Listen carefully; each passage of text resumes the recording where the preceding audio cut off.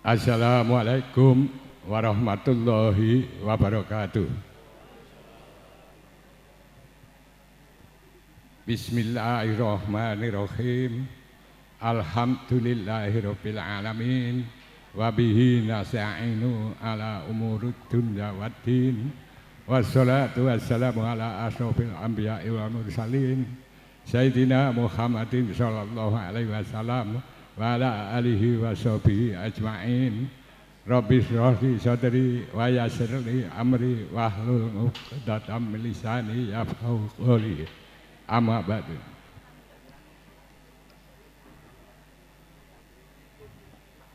Wonten pangarsanipun para alim ulama utanipun Bapak Kyai ingkang kawula cadhong barokah doanipun,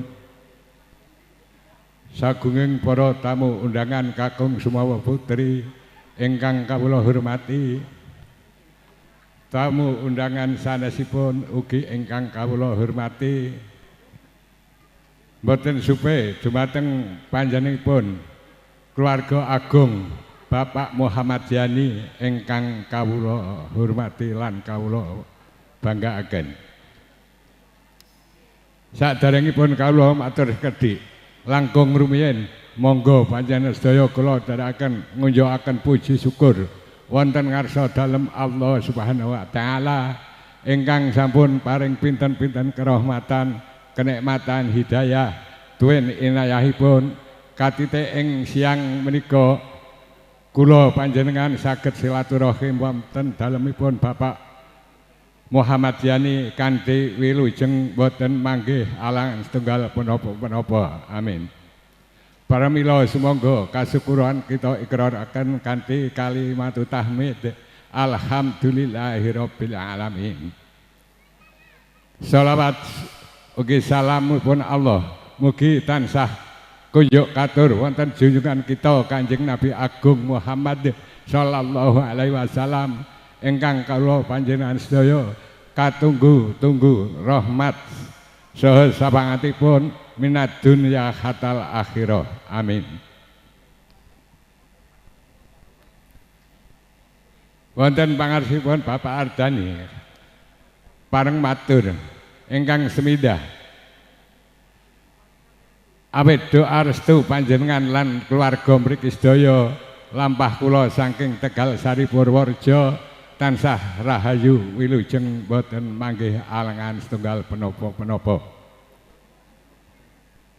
Ingkang saterasipun saking keluarga Tegal Sari Purworejo ngaturaken salam taklim kanthi ucapan assalamualaikum warahmatullahi wabarakatuh. Ingkang salajengipun mbok pilih rombongan saking Tegal Sari anggenipun marak sowan wonten dalemipun Bapak Muhammad Yani sak keluarga kirang subasita kurang arah saking menapa kemawon lumantar kawula nyuwun lumabareng sah samudra pangaksami.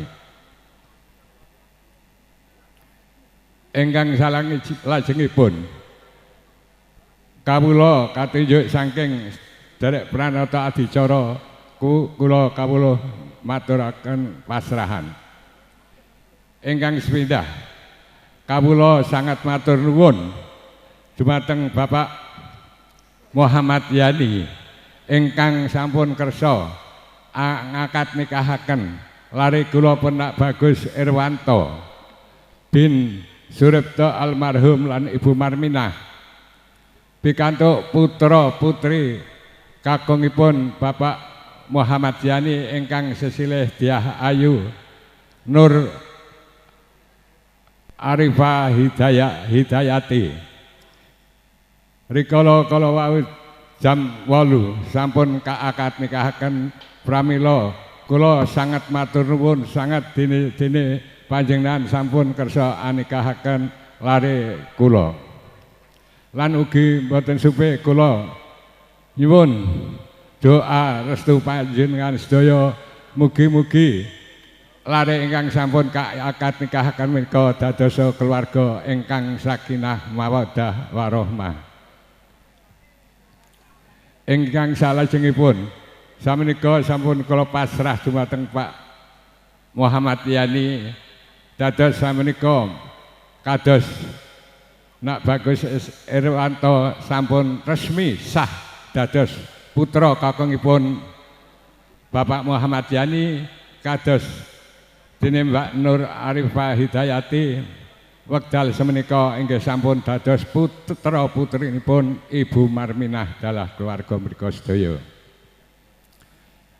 Babagan sanasipun sumangga sareng-sareng didik mugi-mugi keluarga samangke dadosa ingkang bahagia tentrem rumah tangganipun boten wonten gangguan menapa-menapa. Amin.